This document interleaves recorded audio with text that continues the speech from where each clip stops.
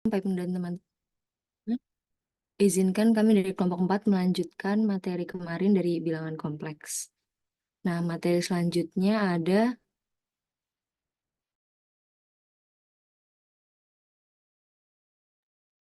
mungkin boleh di next, Jen.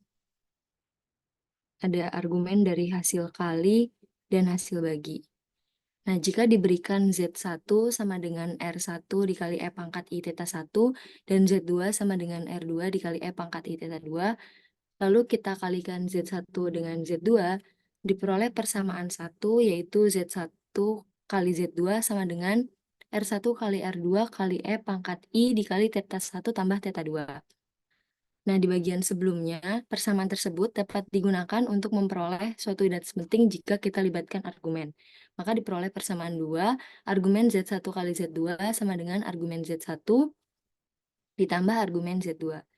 Nah, hasil ini dapat kita interpretasikan jika 2 dari 3 argumen itu nilainya ditentukan. Misalkan argumen Z1 kali Z2 dan argumen Z1 itu nilainya ditentukan. Maka nilai dari argumen Z2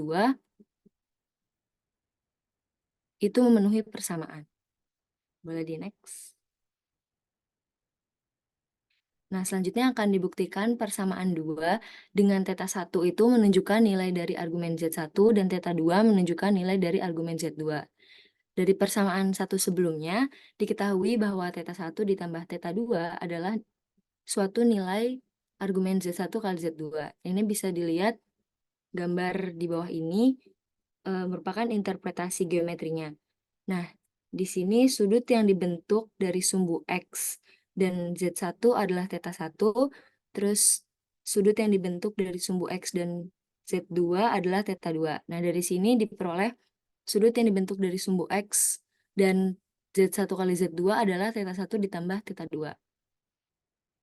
Nah, selanjutnya jika nilai argumen Z1 kali Z2 dan argumen Z1 ditentukan, maka nilai-nilai tersebut sesuai dengan pilihan tertentu N dan N1 yang diekspresikan sebagai berikut. Nah, di sini argumen Z1 kali Z2 sama dengan theta 1 ditambah theta 2 ditambah 2NP. Dan 2NP ini dijelasin di pertemuan sebelumnya sama Rara di bagian bentuk eksponensial. Nah, di sini diketahui juga argumen Z1 sama dengan theta 1 ditambah 2N1P dengan N dan N1-nya adalah bilangan bulat. Nah, dari dua persamaan tersebut kita substitusi ke persamaan 2 di slide sebelumnya, diperoleh theta 1 ditambah theta 2 ditambah 2NP sama dengan theta 1 ditambah 2N1P ditambah argumen Z2. Nah, jika kita kurangi kedua ruas dengan theta 1 ditambah 2NP, 2N1P, maka diperoleh argumen Z2 itu sama dengan theta 2 ditambah 2 dikali N min N1P. Nah, persamaan ini terkadang valid ketika argumen atau arc dengan A kecil diganti dengan arc dengan A besar. Argumen dengan A kecil ini argumen biasa atau argumen umum, sedangkan argumen dengan A besar ini adalah argumen prinsipal. Nah, tapi kejadian ini tidak selalu terjadi. Nah, ini tuh akan diilustrasikan atau dijelaskan di slide selanjutnya.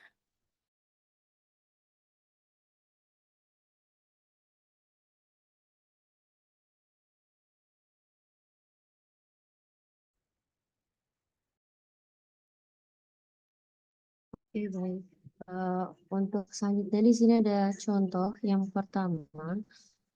Di sini dimisalkan ada Z1 sama dengan min 1 dan Z2 ada I.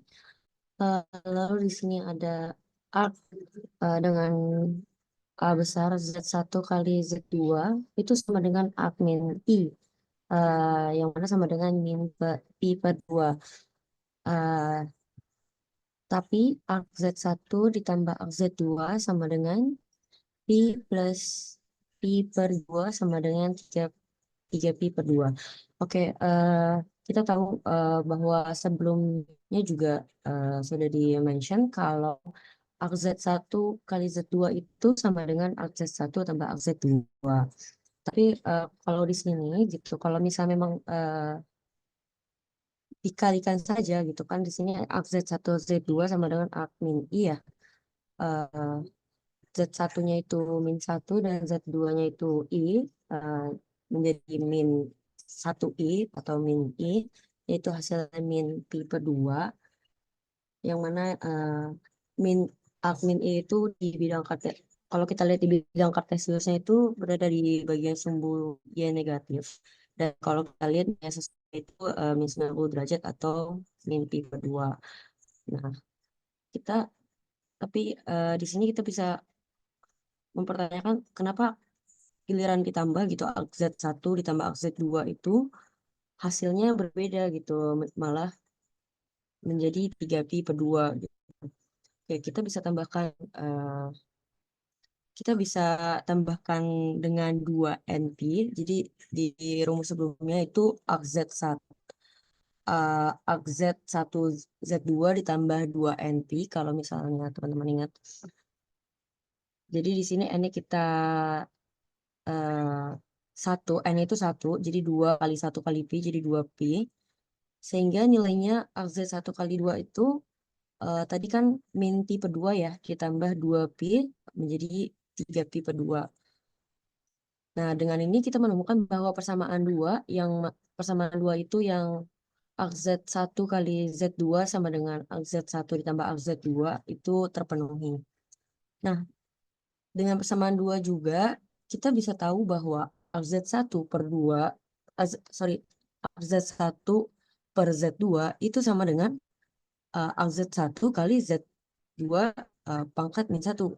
Nah, itu juga kalau kita pisahkan juga sama dengan AZ1 ditambah AZ2 pangkat min 1. Dan berdasarkan materi sebelumnya juga, Z2 pangkat min 1 itu sama dengan 1 per R2 eksponen pangkat min I theta 2. Jadi terlihat bahwa AZ2 pangkat min 1 itu sama dengan min AZ2. Oke, boleh di next, Jan. Oke, maka didapat AZ1 dibagi Z2 itu sama dengan AZ1 min AZ2. Jadi kalau misalnya kalau tadi yang dikali Z1 kali Z2 itu kan nya AZ1 ditambah AZ2. Kalau dibagi ini jadi AZ1 Z2 sama dengan AZ1 min AZ2. Oke, persamaan 3 ini mengatakan bahwa himpunan semua nilai di sisi kiri sama dengan himpunan semua nilai di sisi kanan, sehingga persamaan 4 harus ditafsirkan dengan cara yang sama seperti persamaan 2. Oke, boleh next.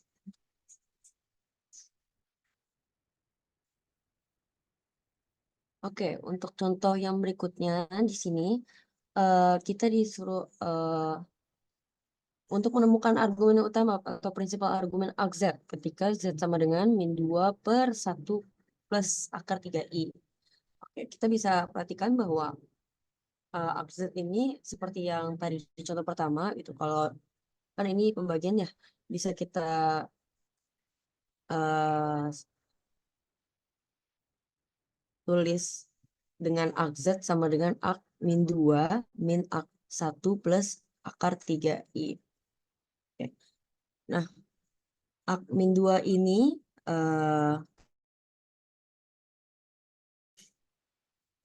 dan sudut tetap sudut 180 atau sama dengan pi ya. Dan AK1 plus akar 3i itu kita bisa nyari dengan rumus arcus tan theta dengan yang y per x, di mana hasilnya didapat di sudut 60 derajat atau pi per 3. Satu nilai x adalah jadi hasilnya pi dikurang pi per 3 itu hasilnya 2 pi per 3. Dan karena 2 pi per 3 berada di antara min pi dan pi, kita menemukan bahwa AZ dengan A besar itu sama dengan 2 pi per 3. Baik, sekian presentasi kelompok kami. Kurang lebihnya mohon maaf. Ya. Latihan soalnya ada nggak? Ada, Pak. Mau lihat mana latihan soalnya tadi?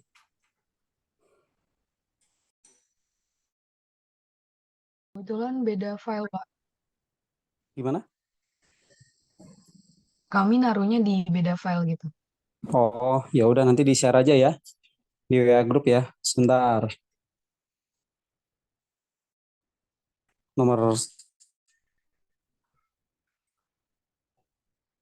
Oke, nomor 1, 2 kemarin nomor 1 dibahas ya, nomor 2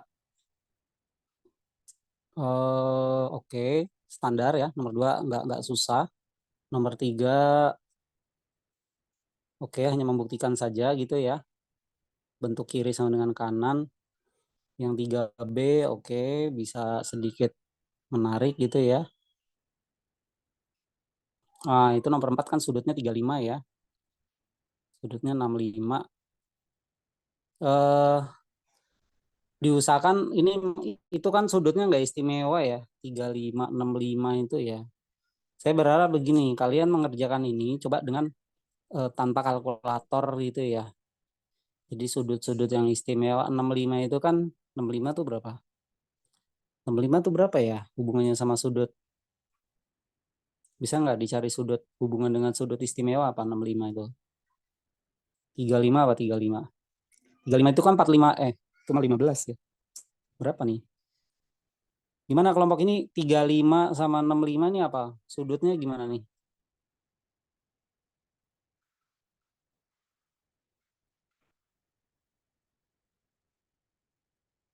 Oh, tapi di itu ya.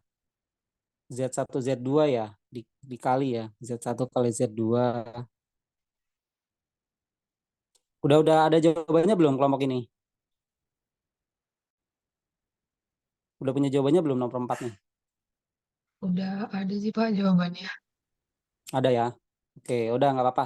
Ini silakan teman-teman yang lainnya ya di luar kelompok ini untuk mencoba. Secara pribadi saja ya, saya tidak menjadikan sebagai tugas yang dikumpulkan, tapi kalau tiba-tiba nanti saya minta ya Anda harus siap aja gitu ya.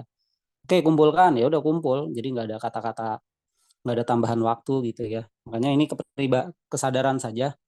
Kalau nanti misalkan soal ini kumpul, kumpul, kumpul ya udah kumpulkan. Tulis tangan aja ya jawabannya ya, nggak usah diketik ya. Jadi Anda merasakan betul proses untuk menjawabnya. Jadi kelompok selain ini yang mengerjakan gitu ya. Nanti gantian kelompok berikutnya kan punya latihan soal, nah itu kelompok di luar itu yang mengerjakan gitu ya. Oke, terima kasih untuk kelompok ini ya. Silakan materi berikutnya.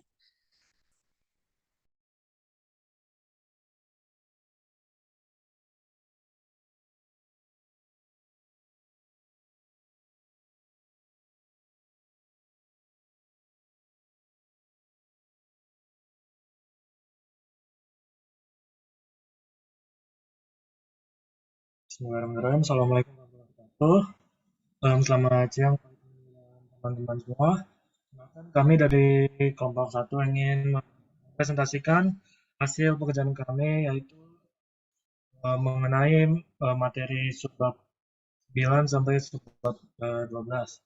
Di sini ada anggota kelompok kami, yaitu saya sendiri, Fauzan Margosi Palevi, ada Gracia Mauli, ada Margus Lento, Sari Pasari, dan lainnya.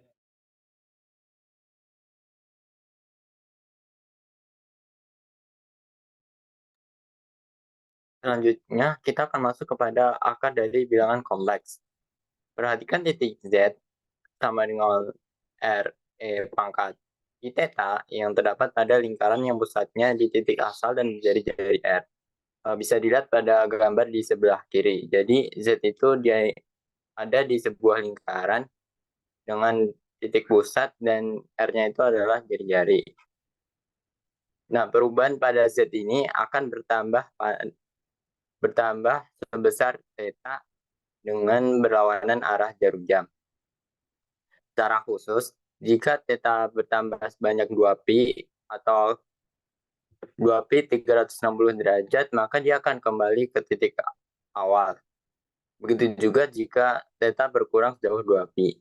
Maka secara geometri, kita dapat katakan bahwa dua bilangan kompleks buka 0, Z1 sama dengan R1 E pangkat I theta 1 dan Z2 sama dengan R2 E pangkat I theta 2 dikatakan sama jika dan hanya jika R1 dan R2-nya R1 sama dengan R2 dan theta 1 sama dengan theta 2 ditambah 2kpi.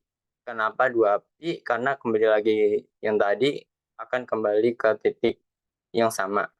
Dengan K-nya itu adalah bilangan bulat, mulai dari 0, plus minus 1, plus minus 2, seterusnya sampai tak hingga. Boleh di next, Fauzan?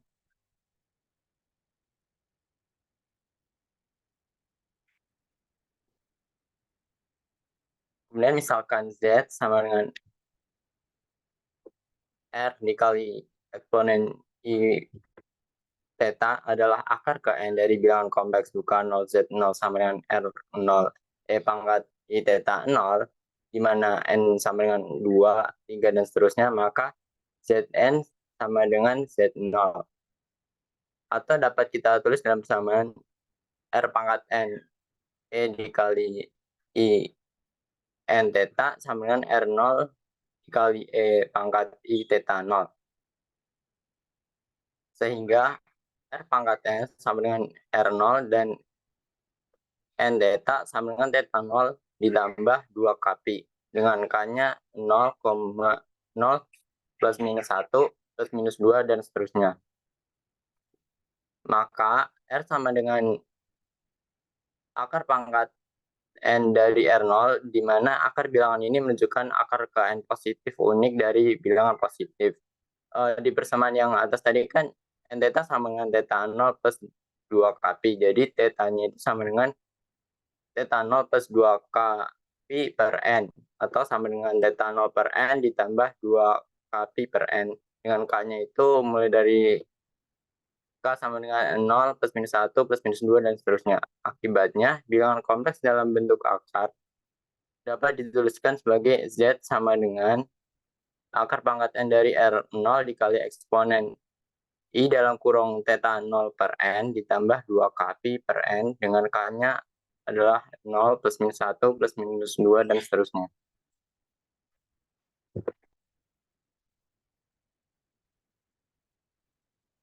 Nah, dari persamaan yang telah kita peroleh tadi,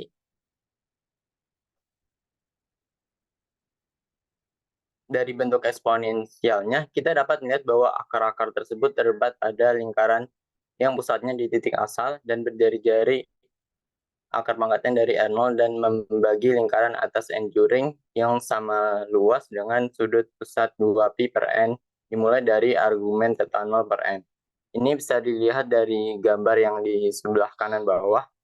Jadi, sebanyak N itu akan membagi sebanyak N juring lingkaran dengan jarak antara akar satu ke akar lainnya itu sebesar 2pi per N.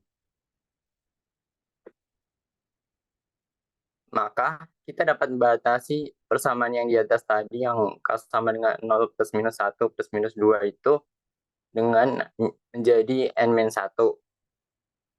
Maka kita peroleh persamaan baru yaitu persamaan 1 CK yang merupakan notasi dari akar-akar ke N. Kita peroleh akar N dari R0 eksponen 1 dikali theta 0 per N ditambah 2kpi per N. Dengan K-nya itu adalah 0, 1, 2, sampai N-1.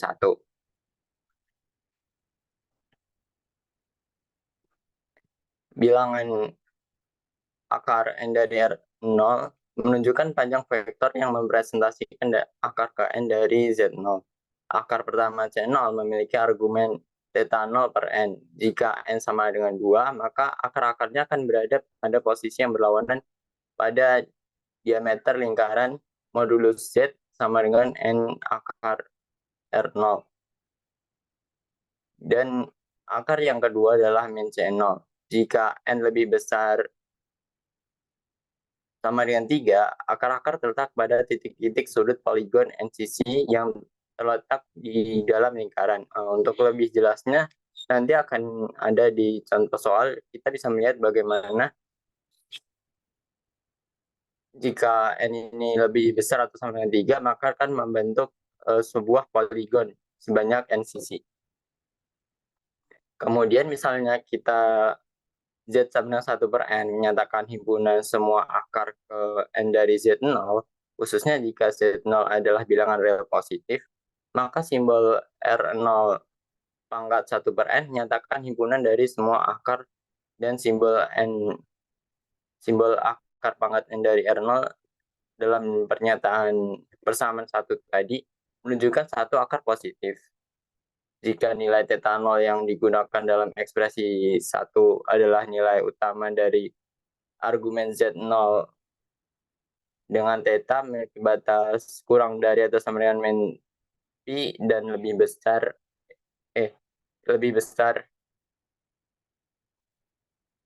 atau sama dengan min pi dan kurang dari sama dengan pi, bilangan Z0 menyatakan akar utama. Sehingga jika Z0-nya merupakan bilangan positif, akar utamanya adalah akar pangkat n dari R0. Jika kita menuliskan ekspresi 1 untuk akar pangkat Z0, maka diperoleh CK sama dengan akar pangkat n dari R0 eksponen I theta 0 per n eksponen I 2 kp per n dengan k-nya adalah 0, 1, 2 sampai n-1. Kemudian asumsikan jika omega n adalah eksponen dari I 2 pi per n. Sedemikian sehingga kita peroleh omega n pangkat k sama dengan eksponen I 2 kp per n dengan k-nya 0, 1, 2 sampai n-1. Sehingga CK-nya menjadi C0 dikali omega n pangkat K. Dengan K-nya adalah 0, 1, 2, seterusnya sampai n-1. Di mana C0 ini bisa kita ganti dengan akar ke n tertentu dari sudut dari Z0 dan omega n menyatakan rotasi berlawanan arah jarum jam melalui 2pi radian, 2pi per n radian.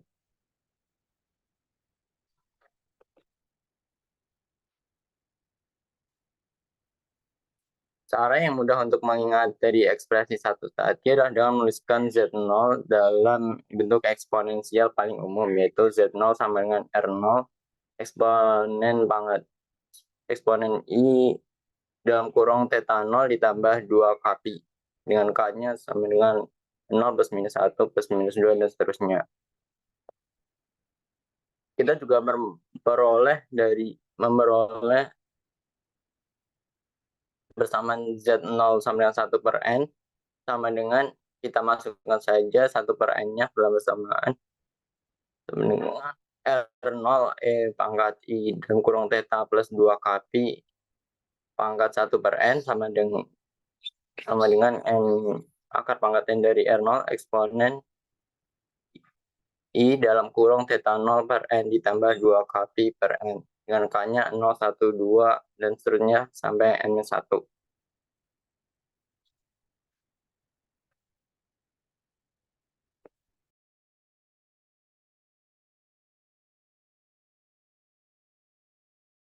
Selanjutnya kita masuk yang ke-10 yaitu contoh-contoh. Dalam tiap-tiap contoh berikut kita akan mulai dari ekspresi kelima sebab 9 dan melanjutkan menjelaskan sebab sebelumnya yang ini.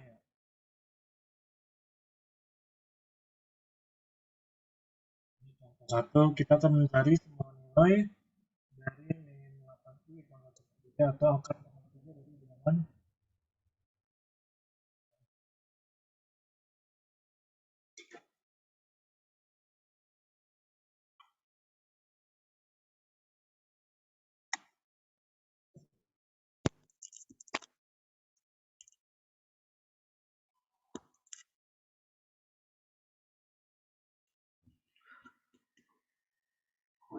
Oke, selanjutnya saya akan menjelaskan sebab 10 yaitu contoh-contoh. Dalam tiap contoh-contoh berikut, kita akan mulai dari ekspresi 5 sebab 9 dan melanjutkan dengan cara yang dijelaskan setelah bagian tersebut. Misalkan contoh 1, kita akan cari semua nilai dari min 8i pangkat sepertiga atau akar pangkat 3 dari bilangan negatif 8i. Kita cukup menuliskan negatif 8i sama dengan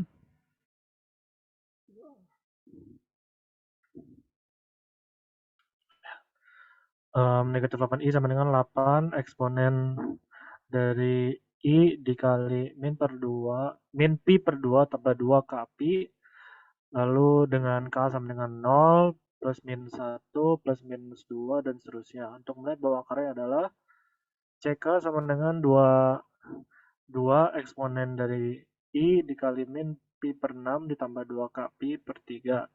Dengan K sama dengan 0, 1, 2. Untuk akar-akar tersebut letak pada sudut-sudut segitiga sama sisi yang terletak di dalam lingkaran dengan modulus Z sama lingkaran modulus Z sama dengan 2. Terbagi atas daerah yang sama pada lingkaran setiap 2 pi per 3 radian dimulai dari akar utama, yaitu C0 sama dengan 2 eksponen dari I kali min pi per 6 sama dengan 2 dikali cos pi per 6 min I sin pi per 6 sama dengan akar 3 min I.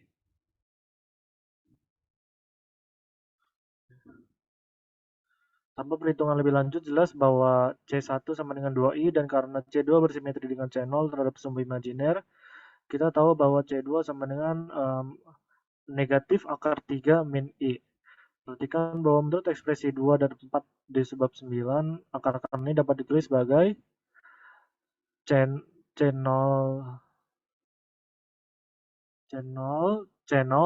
omega 3, C0 omega 3 kuadrat, di mana omega 3 itu sama dengan eksponen dari I dikali 2 pi per 3. Dengan ini adalah gambar ilustrasi ya.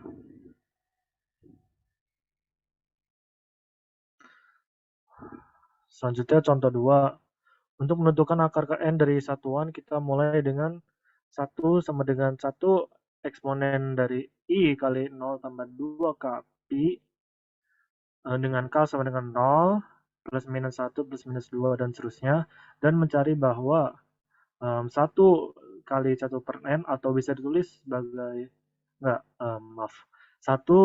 pangkat 1 per N itu sama dengan akar pangkat N dari 1 dikali eksponen dari I dikali 0 per N ditambah 2 pi per N. Nah, itu menjadi eksponen dari I pangkat 2 pi per N dengan K sama dengan 0, 1, 2, dan seterusnya hingga N-1. Jika N sama dengan 2, akar-akarnya adalah plus minus 1. Jika N lebih dari sama dengan 3, poligon beraturan yang pada titik sudutnya terletak akar-akar berada di dalam lingkaran satuan modulus Z sama dengan 1. Dengan salah satu titik sudutnya berkaitan dengan akar utama Z sama dengan 1 atau K sama dengan 0. Jika tulis menurut ekspresi yang ketiga dari sebab 9, akar-akar ini adalah 1 omega n kuadrat, dan seterusnya sampai omega n pangkat n-1, di mana omega n sama dengan eksponen dari I kali 2 pi per N.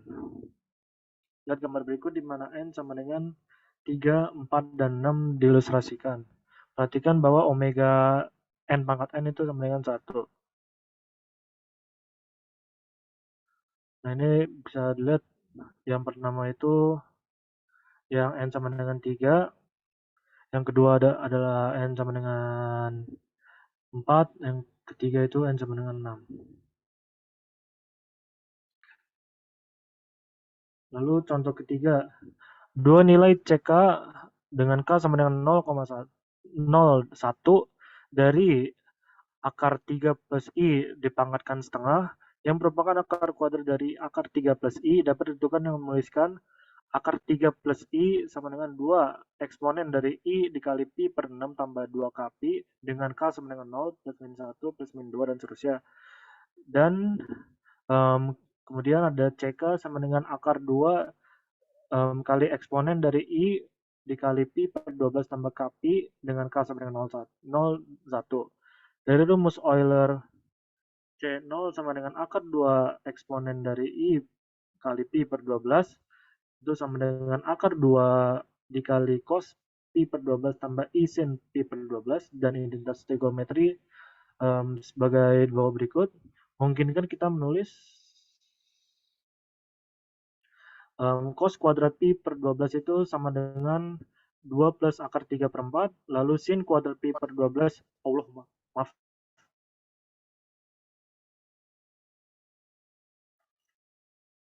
Dan sin kuadrat pi per 12 itu sama dengan 2 min akar 3 per 4. Kita bisa lihat gambarnya di gambar 14 yang ada di samping. Lalu akibatnya C0 sama dengan akar 2 dikali akar dari 2 tambah akar 3/4 ditambah I dikali akar dari 2 min akar 3/4 itu sama dengan 1/akar 2 dikali akar 2/akar 3 tambah I kali akar 2 min akar 3. Karena C1 sama dengan negatif C0, maka akar kuadrat dari akar 3 plus I adalah persamaan kelima, yaitu plus minus 1/akar 2 dikali akar 2 plus akar 3 ditambah I dikali akar 2 min akar 3.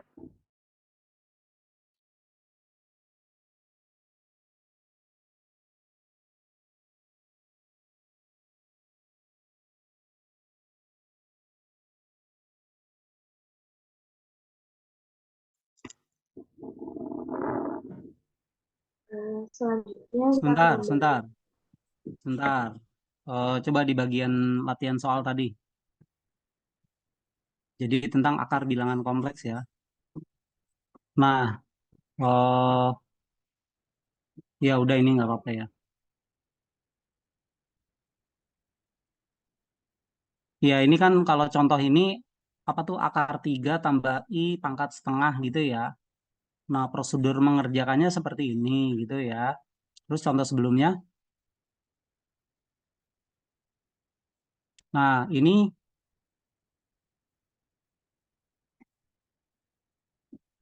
akar ke N ya. Ini akar ke N ya.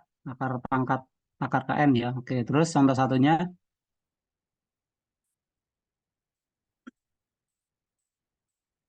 Nah, ini akar pangkat. Kok akar pangkat sih? Ya benar ya. Akar pangkat sepertiga ya. Dari min 8I. Prosedurnya seperti ini. Ya. Nah, sekarang bandingkan dengan teorinya coba tadi. Balik ke teorinya di akar. Terus. Oh, sebentar. Yang slide barusan tadi. Ini Pak, Ya. Oke, sebelumnya lagi. Terus. Terus. Sorry, lanjut. Slide berikutnya. Slide berikutnya. Bukan yang CK. Nah, ini ya. Jadi CK ya. Jadi sebetulnya kan kalian mencari CK ya. Jadi kalau nanti akar pangkat 3 berarti C1, C0, C1, C2 gitu ya. Nah, paparan di slide ini dan slide-slide sebelumnya itu sebetulnya penjelasan bagaimana konstruksi untuk mencari akar dari bilangan kompleks. Slide sebelumnya. Terus. Nah, ini ya. Jadi dasarnya sebetulnya dari gambar ini ya. Kalau kita punya Z dalam bentuk eksponen ya, RE pangkat I theta gitu ya. Itu interpretasinya kan seperti ini ya. Dan ingat tetanya itu nilai pokoknya ya, nilai utamanya ya. Jadi teta sudut terkecilnya itu ya. Jadi tidak lebih dari 180 derajat atau tidak lebih dari pi ya. Kemudian lanjut. Nah, ini nanti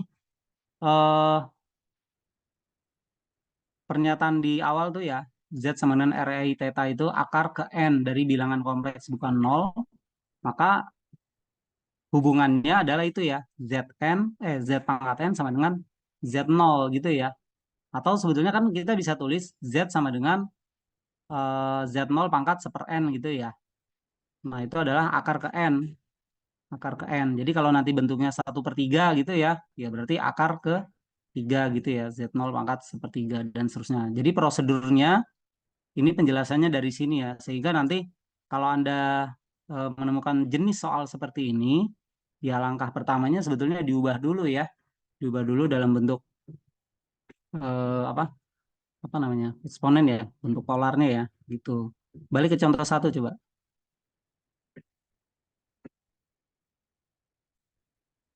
Nah, ini ya, yang contoh satu ini prosedurnya seperti ini ya. Jadi min 8i tadi diubah dalam bentuk itu, 8 eksponen dan seterusnya gitu ya. Nah, akarnya itu yang disebut CK tadi ya, CK. Dan di sini kan kalau pangkat 3 berarti C0, C1, C2 ya, tadi hasilnya ya. C0-nya ini, terus mana C1-nya mana?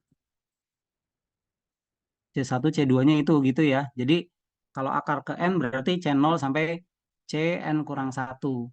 Nah, kalau akar pangkat 3 itu sebetulnya lihat di situ ya, solusinya dia berbentuk poligon ya. Dalam hal ini kalau 3 berarti ada 3 C0, C1, C2 gitu ya.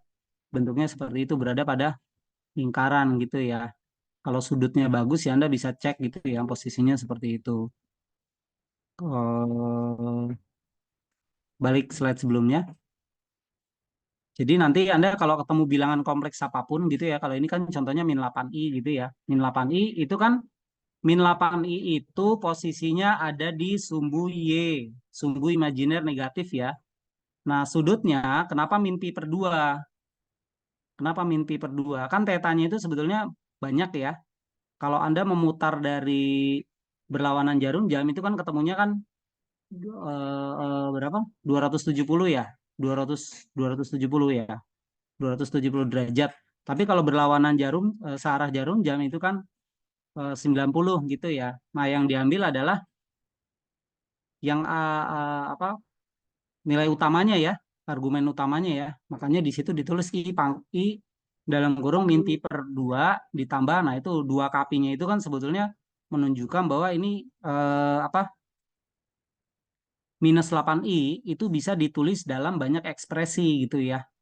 Jadi bilangan Z itu bisa ditulis dengan banyak cara. Yang pertama ditentukan dulu nilai utamanya gitu ya, min pi per 2. Kemudian pi-nya itu kan sebagai pengali, di mana K-nya itu nanti ya jalan 0 plus minus 1 dan seterusnya gitu ya. Anda bayangkan ada banyak cara dalam menulis min 8i. Nah, ketika mencari akar, ya Anda tinggal lihat hubungan yang tadi ya. Kalau Z pangkat N sama dengan Z0, maka Z sama dengan Z0 pangkat 1/N. Di situ kan dapat 2 tuh ya. 2 itu kan akar pangkat 3 ya, sebetulnya dari 8 gitu kan. Nanti kalau ketemu bilangan yang tidak bagus gitu, misalkan bukan 8 gitu, misal 10 ya sudah, tulis saja akar pangkat 3 dari 10. Tinggal Anda perhatikan bagian dalamnya tuh. Itu kan min i per 2, min i per 2, min pi per 2 di bawahnya menjadi min pi per 6. Itu kan sebetulnya min pi per 2 per, maaf, min pi per 2 dibagi 3 gitu ya. Atau min pi per 2 dikali 1/3 gitu. Ntar dulu, belum. Di situ ya. Terus 2 kapi per 3, nah itu bentuknya. Itu min pi per 6 kan sebetulnya udah dikali ya 2 kali 3-nya. Ya, bentuknya itu kalau akar pangkat 3. Nanti kalau pangkat N ya menyesuaikan aja. Nah, kemudian nanti tinggal diuraikan saja. C0 tinggal dimasukkan. Ketika K-nya sama dengan 0, nanti dapat bentuk yang bawah. C1, C2 juga seperti itu. Jadi prosedural sebetulnya mencari akar bilangan kompleks. Ya, nah untuk pengetahuan Anda, boleh dilihat proses untuk mencarinya dan untuk memperdalam keterampilan Anda, ya coba kerjakan beberapa soal tentang mencari akar bilangan kompleks gitu ya. Prosedurnya sebetulnya relatif sama gitu. Ya, oke, itu komen dari saya. Silakan dilanjut paparannya.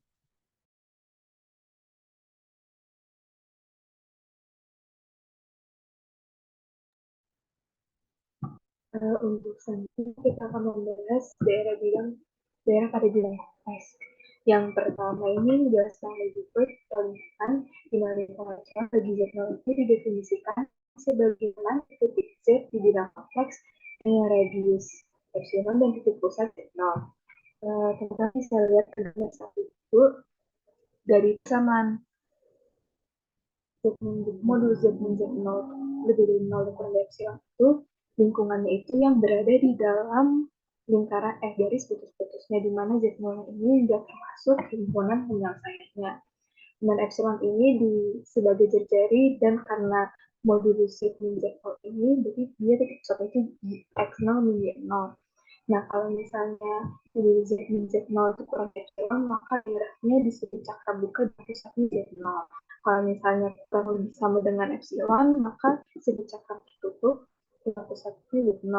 Namun jika lebih besar dari epsilon 1 dan lebih kurang dari epsilon 2, maka disebut cincin buka daerah di mana daerah di antara dua lingkaran dengan jari-jari epsilon 1 dan epsilon 2. Nah, bisa lihat ke contoh. Maaf, ini harusnya gambarkan himpunan dari Z min I kurang dari 2, bukan Z min Z0. Karena kalau misalnya kalau gambar Z min Z0 itu dia titik pusatnya di 0,0. Nah, karena ini gambarkan dari Z min I, sehingga didapat titik pusatnya itu X sama dengan 0 dan Y-nya itu sama dengan 1. Ini gambar aja untuk jari-jarinya belum. Jari-jarinya 2. Ini bisa didapat gambar seperti yang di bawah. Bisa next.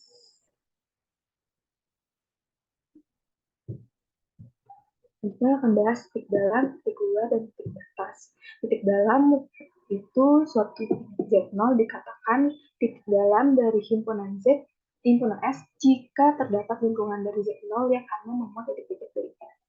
Untuk titik luar sendiri dikatakan jika lingkungannya tidak memuat titik-titik dari S. Nah, maksudnya apa? Titik dalam itu maksudnya titik yang berada di dalam yang diarsir warna kuning, seperti gambar di sebelah kiri. Untuk titik luarnya itu titik yang berada di luar S-nya di gambar sebelah kanan.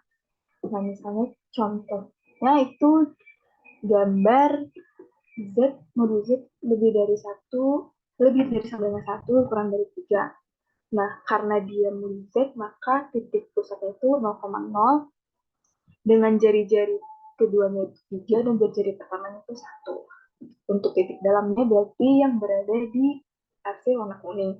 Nah, kenapa titik yang di dekat 1 itu gambarnya nggak putus-putus? Karena dia tertutup. Ini kurang dari si Z-nya itu lebih dari sama dengan 1. Nah, itu bisa termasuk titik dalam juga titiknya kalau di situ. Nah, untuk titik batas sendiri adalah titik-titik yang setiap lingkungannya memuat titik-titik S dan memuat titik yang bukan anggota dari S. Nah, untuk dari gambar di samping ini, titik batas itu cuma 1, di mana garis-garisnya ini yang nggak putus-putus, yang lebih dari sama dengan 1. Next.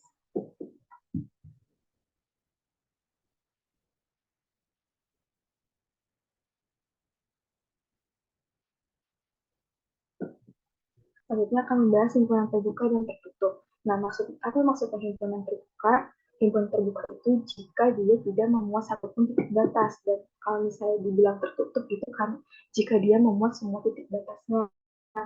Nah, ada kasus jika bukan keduanya. Bisa aja salah satunya itu masuk ke himpunan tidak terbuka jika terdapat titik batas yang tidak termuat dalam himpunan tersebut. Nah, bisa juga termasuk himpunan tidak tertutup jika titik batasnya tidak termuat dalam himpunan. Next. Kita membahas himpunan terhubung seperti ini. Nah, himpunan terhubung itu jika titik Z1 dan Z2 itu di S dapat dihubungkan oleh garis poligonal yang terdiri dari berlian ruas garis yang dihubungkan ujung-ujungnya dan semuanya terletak dalam S. Misalnya di gambar Z kurang dari 1. Jika titik-titiknya semua berada di dalam lingkungan dan bisa dihubungkan garis poligonal, dia dikatakan terhubung seperti gambar sebelah kiri. Namun jika kasusnya seperti gambar sebelah kanan, di mana modul itu lebih dari 1 dan kurang dari 3, itu kan berbentuk cincin, kan? Misalnya kita ambil titik di tengah yang nggak diarsir sama yang di iPhone ini kan beda. Itu nggak sehingga dikatakan tidak terhubung. Nah, apa yang dimaksud domain? Domain itu himpunan yang terbuka dan terhubung. Dan tambahan himpunan terbatas itu ke statistikas itu pada suatu lingkaran itu pembicaraan khusus itu dikatakan terbatas.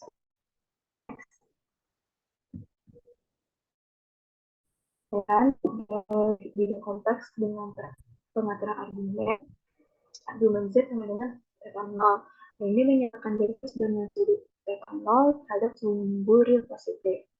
Misalnya di sini contoh sederhananya itu argumen Z sama dengan 45 derajat, maka di dalam konteksnya itu yang di aksen kuning.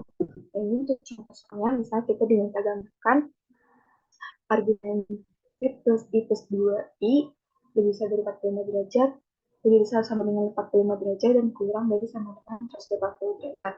Karena seperti yang kita tahu bentuk umumnya itu Z min Z0, maka si Z tambah 1 1 plus 2 ini itu kita ubah dulu ke bentuk Z min Z0, di mana Z0 titik pusatnya itu, jadi min 1 kurang 2i, di mana titik pusatnya itu didapat X-nya sama dengan min 1 dan Y-nya sama dengan min 2.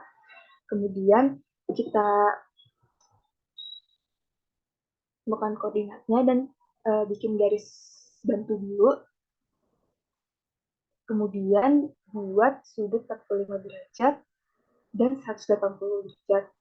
Nah, untuk sektor yang diaksirnya itu yang lebih dari 45 derajat dan kurang dari 180 derajat, seperti gambar yang diaksir warna kuning.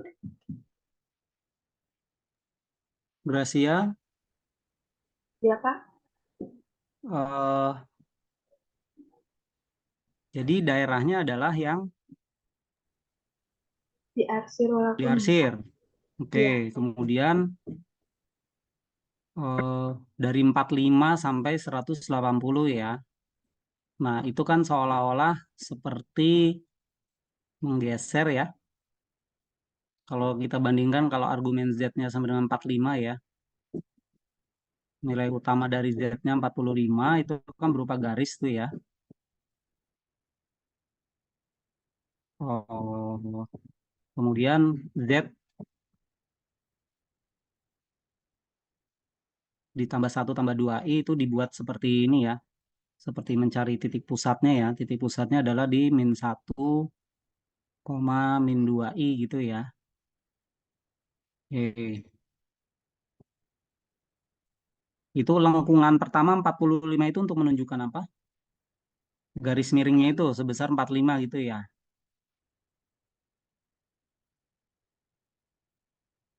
Iya.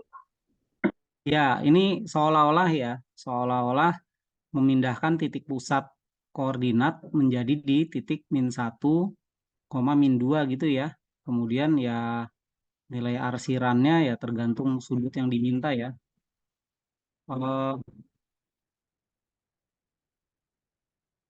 Kalau yang di kiri kan argumen nilai pokok Z-nya sama dengan 45, berarti daerahnya yang kuning ya. Betul ya? Daerahnya yang kuning, jadi di bawah garis. Berarti kalau argumen Z-nya lebih besar sama dengan 45 gitu ya,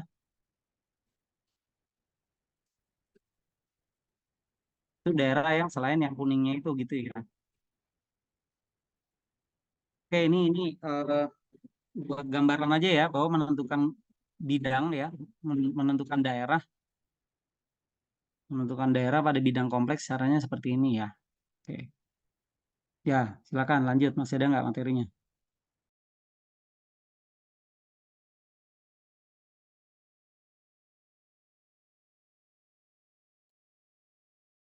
Selanjutnya, fungsi variabel kompleks. Misal S himpunan bilangan kompleks, suatu fungsi f didefinisikan pada S adalah aturan yang mengaitkan Bentar, Maya, ini setiap bab 2 ya? Ini langsung bab 2 ya? Iya, Pak. Oh, Ada sambungannya, Pak. Kelompok ini ke bab 2. oh ini nyambung. Iya, Pak. Oh, iya, iya, iya, iya.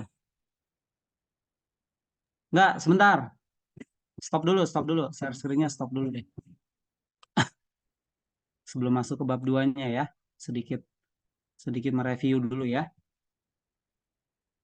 Sudah, share screen-nya dimatikan dulu. Oke.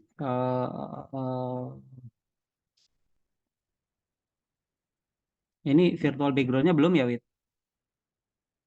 Sudah Belum ada buat di ya? drive, Pak. Oh, Saya juga udah makan, cuman lagi offline. drive di mana?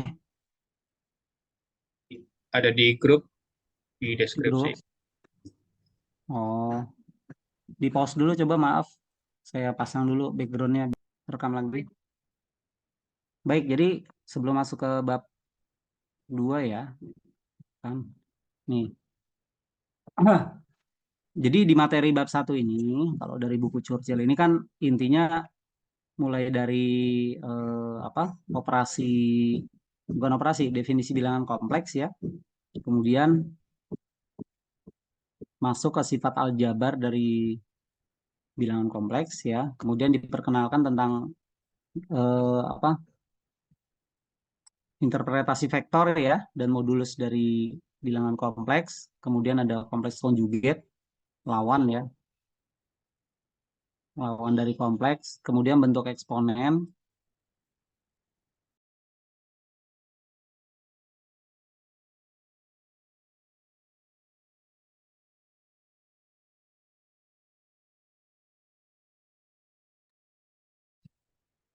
ya, kemudian ada bentuk eksponen dari kompleks, kemudian ada sifat-sifat yang diturunkan ya, kemudian ada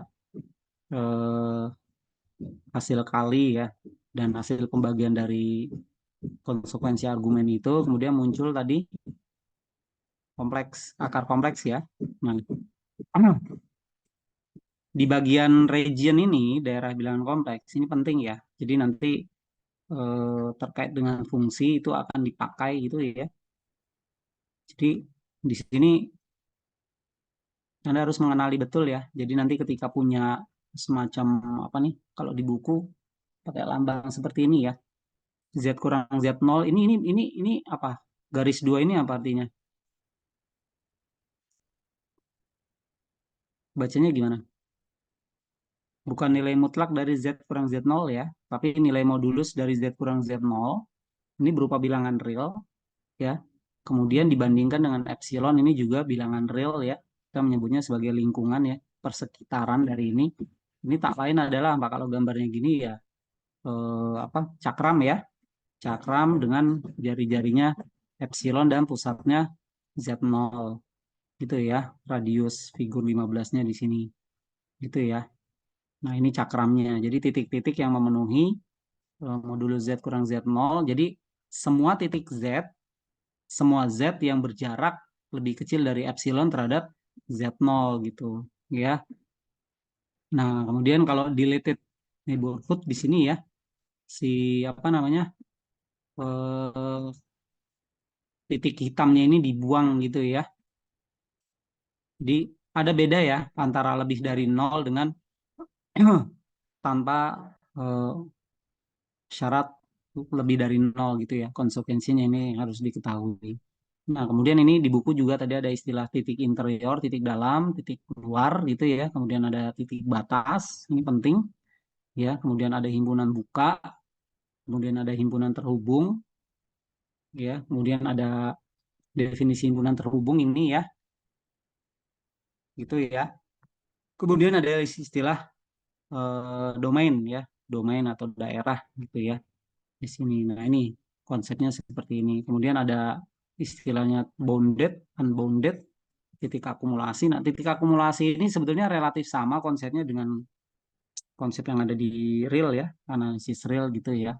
Tapi karena ini daerah bentuknya ya, berbentuk bidang ya, kumpulan titiknya itu dia bisa tersebar gitu ya. Kalau di bilangan real kan istilahnya titik limit ya, titik akumulasi, yaitu cuma di kanan kiri dari titiknya karena bilangan real gitu ya. Nah, nanti soal-soal yang ini silakan saja dijadikan sebagai latihan-latihan soal gitu ya, secara pribadi saja gitu. Nah, ini juga nih soal-soal yang ada di sini. Ini sebetulnya menarik ya, mulai dari soal yang mudah ya, akar akar square root ya, akar pangkat 2 dari 2i. Nah, ini ada 2 gitu ya. Berarti kalau akar pangkat 4 dari min 16 ya, ini bentuknya ada 4.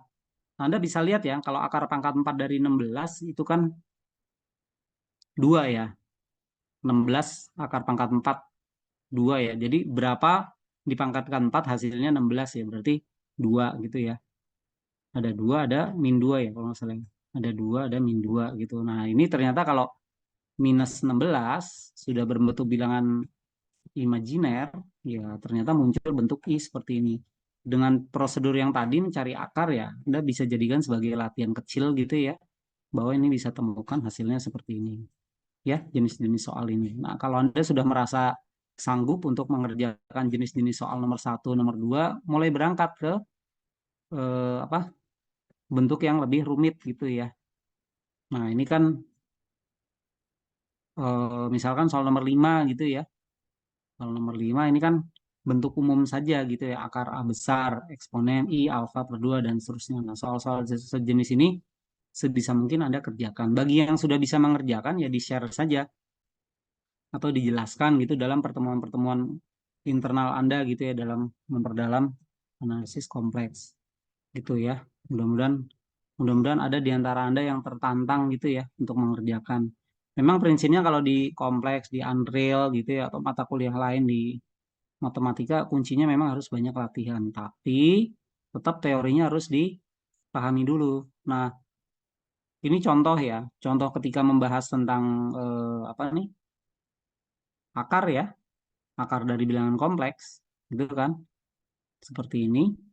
Ini prosesnya gitu ya. Nah, proses ini ya memang harus kita baca dulu pelan-pelan gitu ya. Anda tulis makna apa artinya satu demi satu kalimatnya sehingga kenapa bisa begini, kenapa bisa begitu. Sehingga ketika Anda nanti menemukan soal gitu ya, tentukan ini gitu ya. Ya sudah tahu sebetulnya kenapa harus begini langkahnya gitu ya. Jadi jangan sampai Anda menjadi eh, orang matematik tapi hanya tahu teknis gitu loh, tidak tahu makna atau penurunan rumus.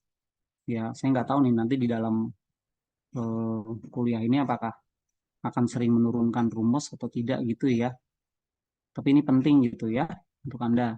Nah, kemudian bagian yang ini sebelum langkah jauh ke bab 2 ya tentang fungsi ya.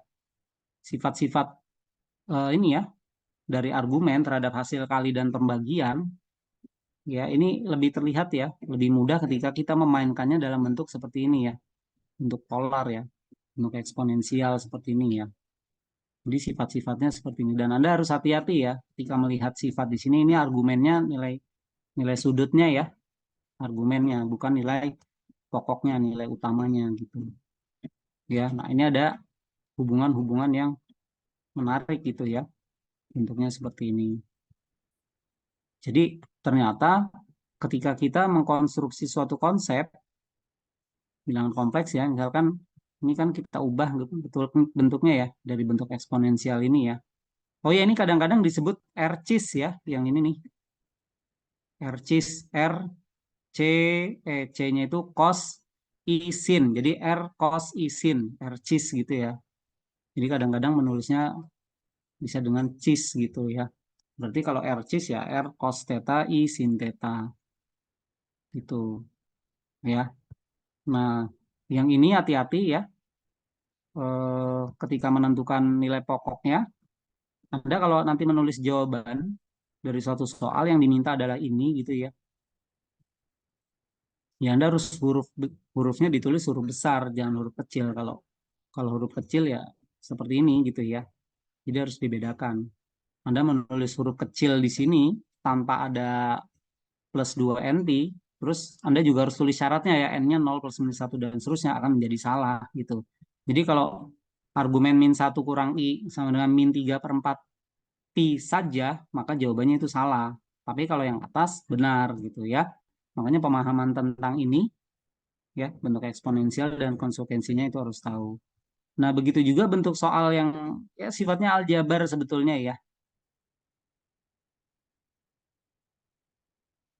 Nih, misalkan soal nomor apa nih 15 ini ya. Ya, ini menarik juga untuk dikerjakan gitu ya. Turunan aljabar dari bentuk-bentuk seperti ini ya, dapat yang nomor A gitu. Ya, ini sebisa mungkin dipecahkan lah ya, diskusi. Cari referensinya kalau memang Anda buntu gitu ya. Munculkan dalam bentuk jawaban yang secara eksplisit bahwa oh ya ini jawabannya tuh begini gitu. Ya, banyak sumber lah. Apalagi model-model nomor 11 nih, induksi gitu ya. Induksi. Nah, ini penggunaannya seperti apa gitu ya. Jadi di bab ini saya tidak memantau banyak gitu ya. Saya serahkan ke kalian masing-masing seberapa sering Anda berlatih itu untuk memahami apa kompleks ini gitu ya. Nah, kemudian di bab 2 ini saya bahas ininya dulu sebelum paparan detail ya. Ini bicara tentang fungsi ya.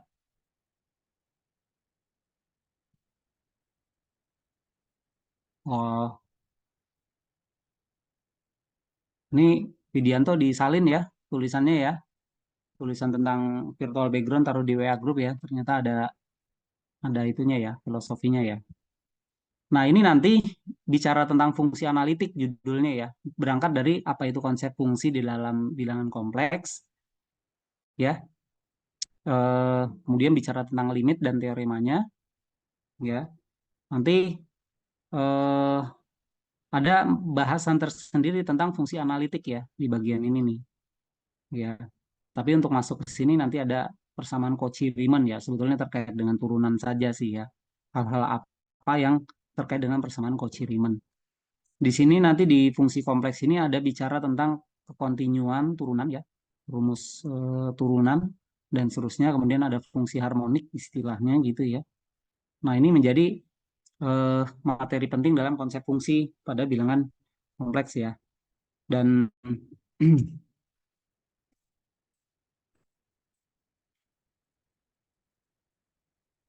ini analisis banget sebetulnya ya. Buku ini menjelaskan. Nah, ini kan kalau nanti dalam presentasinya ya, Anda bolehlah mungkin membacakan sama seperti dua kelompok awal ini ya.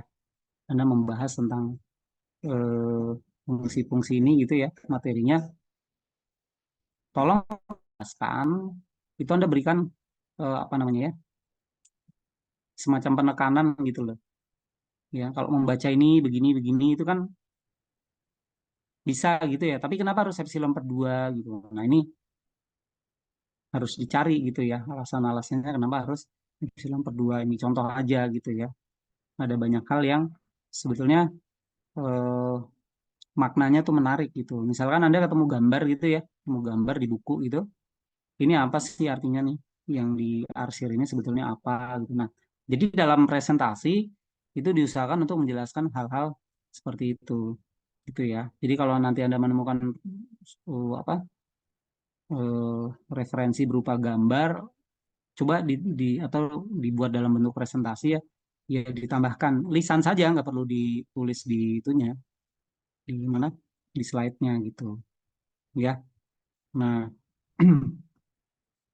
dan ya ini contoh-contoh yang ada di buku ini saja gitu ya. Itu sebetulnya untuk membahas satu contoh saja itu sudah memakan waktu ya, cukup banyak waktu gitu. Tapi dari sekian contoh yang ada di sini ya di bab 2 dan nanti bab 3 juga mengikuti ya.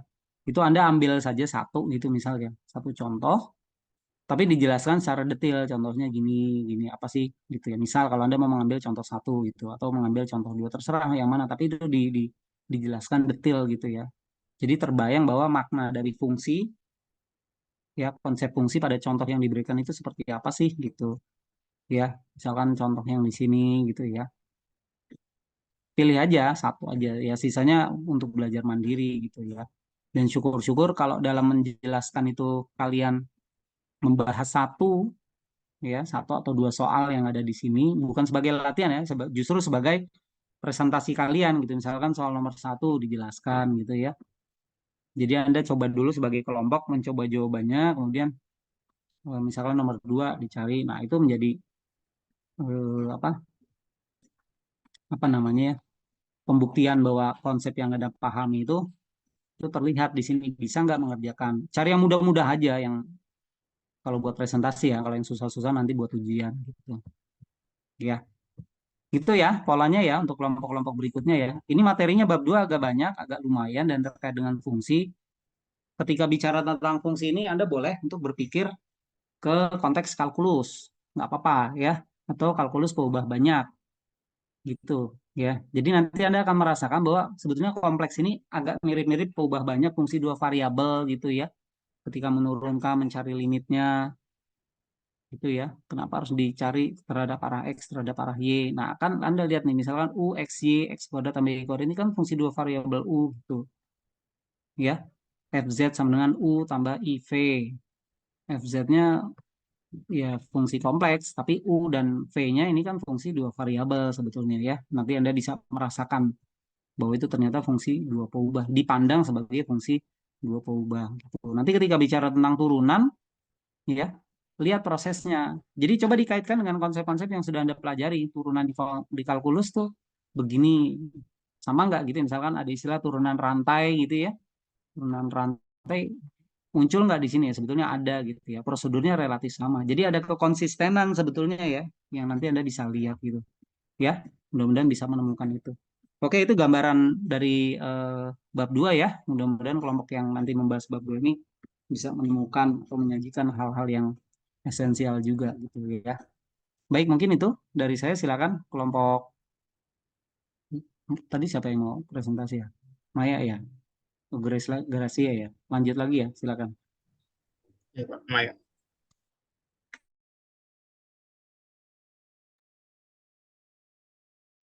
Fungsi variabel kompleks. Misal S himpunan bilangan kompleks. Suatu fungsi f didefinisikan pada S adalah aturan yang mengaitkan setiap bilangan kompleks Z di S dengan suatu bilangan kompleks W. Bilangan W disebut nilai dari F pada Z dan dinyatakan dengan Fz sama dengan W. Himpunan S disebut daerah asal definisi dari F. Jika daerah asal definisi tidak disebutkan, maka yang dimaksud adalah himpunan terbesar yang mungkin menjadi daerah asal.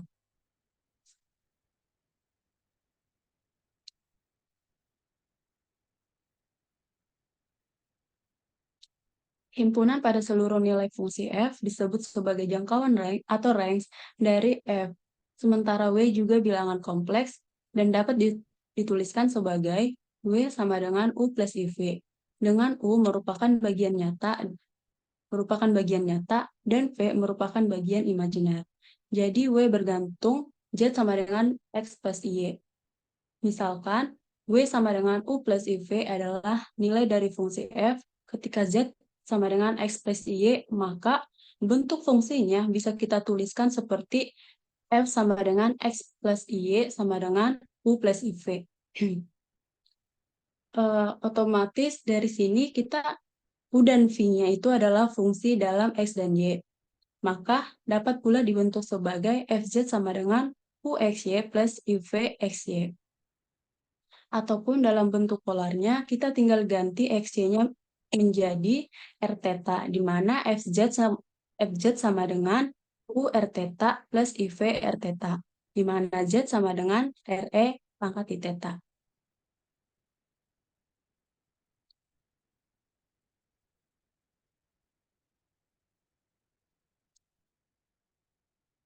Contoh, jika FZ sama dengan Z kuadrat, maka Fx plus Y sama dengan X plus Y kuadrat. Nah, maka jika kita uraikan, Z itu kan X plus Y. Kalau Z kita ubah, maka otomatis Z kuadrat juga harus kita ubah. Sehingga kalau kita kuadratkan akan didapat X kuadrat min Y kuadrat plus I2XY. Nah, jadi kita tahu mana bagian real sama bagian imajinernya. Tadi bagian realnya kita nyatakan misalkan pakai fungsi U. Maka UXY sama dengan X kuadrat min Y kuadrat dan bagian V-nya XY sama dengan 2XY. Ketika koordinat polar digunakan, maka kita tinggal mengganti Z-nya itu jadi bentuk polar, di mana Z-nya yaitu RE I theta. Maka FRE I theta sama dengan RE I theta kuadrat. Jika kita kuadratkan, maka hasilnya akan R kuadrat E 2 theta sama dengan R kuadrat cos 2 theta plus IR kuadrat sin 2 theta. Akan didapat UR theta sama dengan R kuadrat cos 2 theta, yaitu bagian realnya, dan FR theta sama dengan R kuadrat sin 2 theta, bagian imajinernya.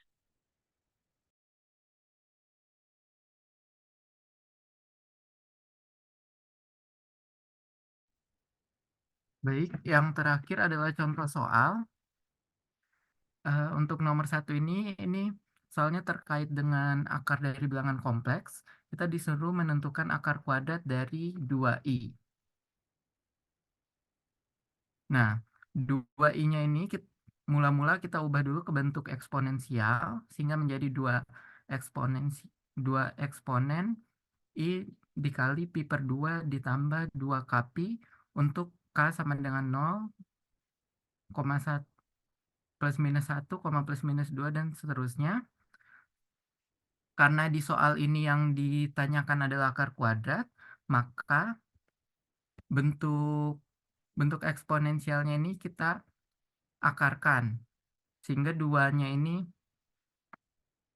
diakarkan, kemudian bilangan di dalam eksponensialnya ini dibagi 2. Kemudian K-nya ini sama dengan 0 dan 1. Kenapa K-nya cuma 0 dan 1? Karena di sini dimintanya adalah akar kuadrat. Kalau misalnya dia dimintanya akar pangkat 3, maka K-nya sampai 0, 1, 2.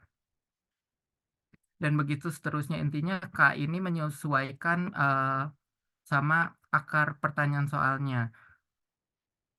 Kalau misalnya di sini karena akar kuadrat, maka K-nya sampai 1. Sehingga diperoleh akar utamanya C0 itu sama dengan akar 2 dikali eksponensial I pi per 4, yang mana sama dengan akar 2 dikali dalam kurung cos pi per 4 ditambah I sin pi per 4. Sama dengan akar 2 dikali dalam kurung 1 per akar 2 ditambah I per akar 2. Sehingga didapatkan untuk akar utamanya adalah 1 plus I. Kemudian karena ini akar kuadrat, maka akar satunya lagi itu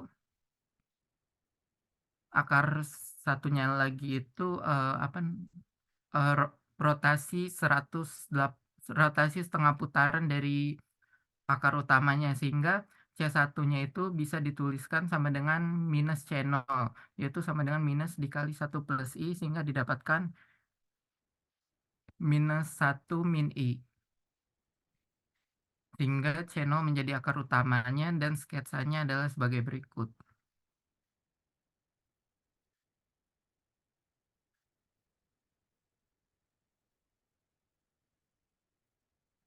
Baik, untuk contoh soal yang kedua, kali ini berkaitan dengan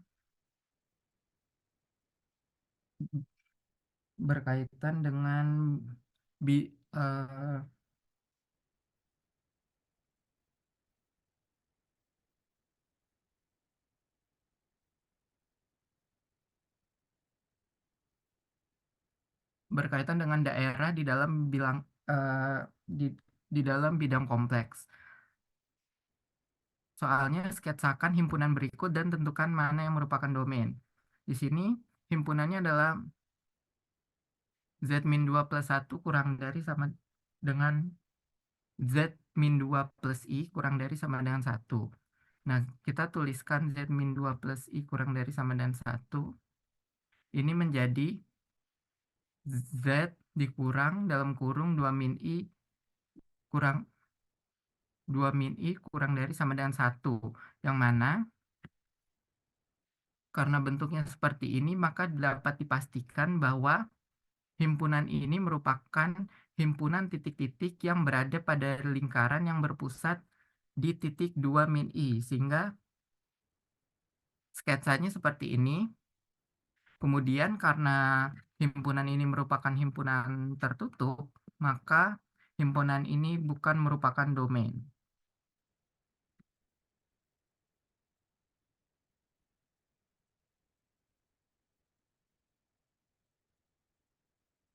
Kemudian yang terakhir, untuk contoh soal nomor 3,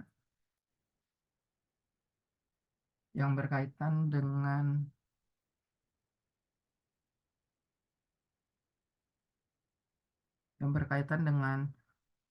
fungsi variabel kompleks.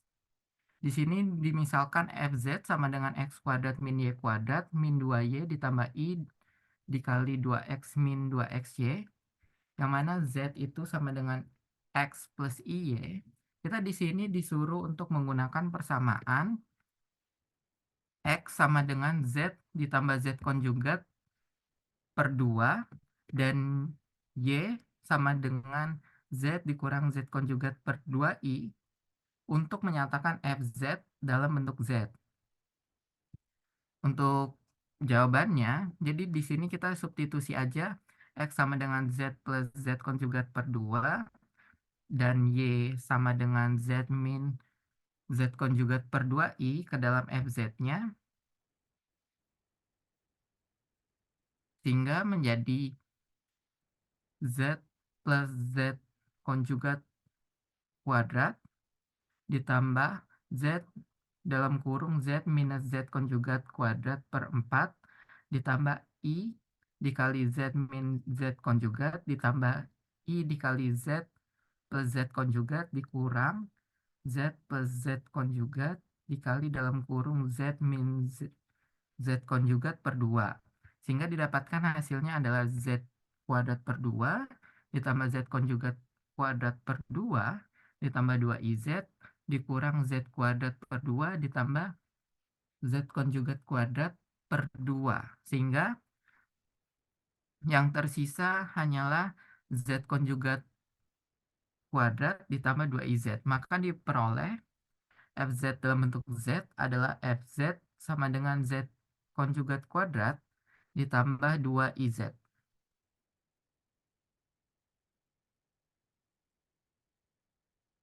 Kemudian ini yang terakhir adalah latihan soal.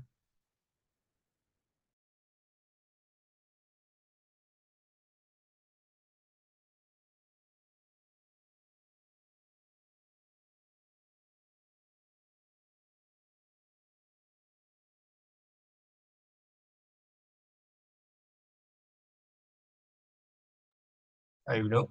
Oke. Ya, ini saya, aduh mohon maaf. Terbelah nih dengerin Zoom sebelah juga. Ya, jadi materinya sampai sini dulu ya untuk presentasinya. Walaupun baru sedikit yang dibahas gitu.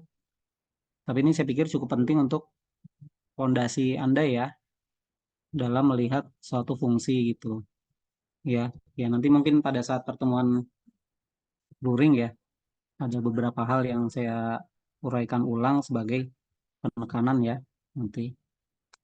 Oke ya, saya pesan untuk materi-materi yang sudah ada itu dikumpulkan aja, Widianto ya, diingetin lagi kelompok yang udah presentasi, direkap filenya di drive, kemudian dijadikan bahan belajar. Ini kalian harus siap-siap ujiannya close book ya. Jadi benar-benar harus tahu betul teoritisnya gimana gitu. Dan nanti Widianto ya kerja sama aja sama Rizky yang kelas A ya.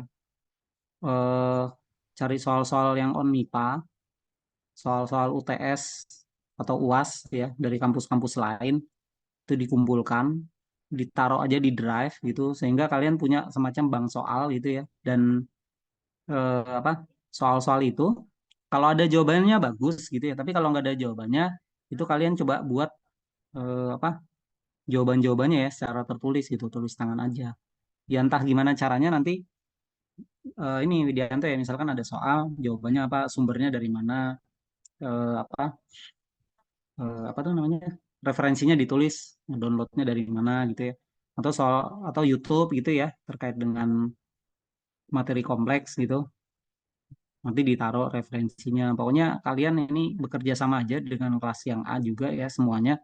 Ketika ada referensi baik bahasa Indonesia atau bahasa Inggris, soal-soal atau apa ya, soal dan ada jawabannya atau tanpa ada jawabannya pun juga itu mulai dikumpulkan gitu.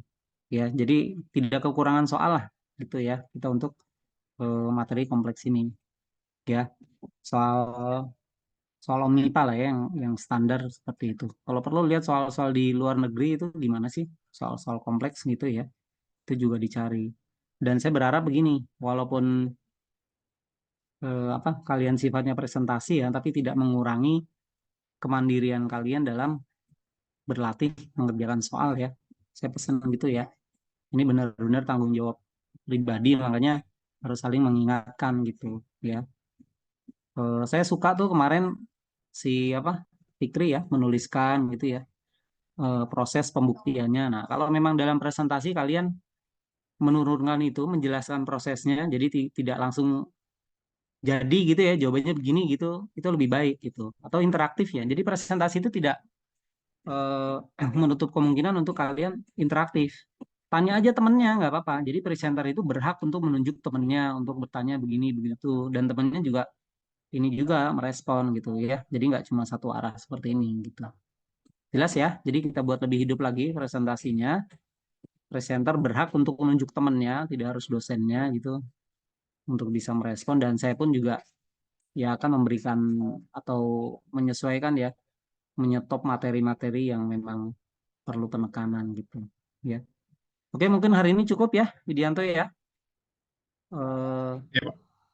Materinya masih banyak ya, bab 2, bab 3, jadi disiapkan dari sekarang materinya saling berkesinambungan gitu ya. Tidak harus bab 3 menunggu bab 2 dulu selesai gitu ya. Ini materinya sebetulnya relatif terpisah ya. Tapi memang pengetahuan di bab 1 tentang bilangan kompleks itu sebaiknya diketahui gitu. Walaupun bicara fungsi, tapi ya bab 1 harus diketahui. Bab 3 juga nanti fungsi-fungsi khusus itu juga sebetulnya tidak harus menunggu bab 2 gitu ya. Jadi sambil paralel aja dikerjakan. Nanti setelah UTS materinya lebih seru lagi. Ya. Oke, kita tutup dengan membaca hamdalah. Alhamdulillahirrahmanirrahim. Assalamualaikum warahmatullahi wabarakatuh. Waalaikumsalam. Ya, cukup ya. Oke, Widianto ya. Di stop aja recordnya.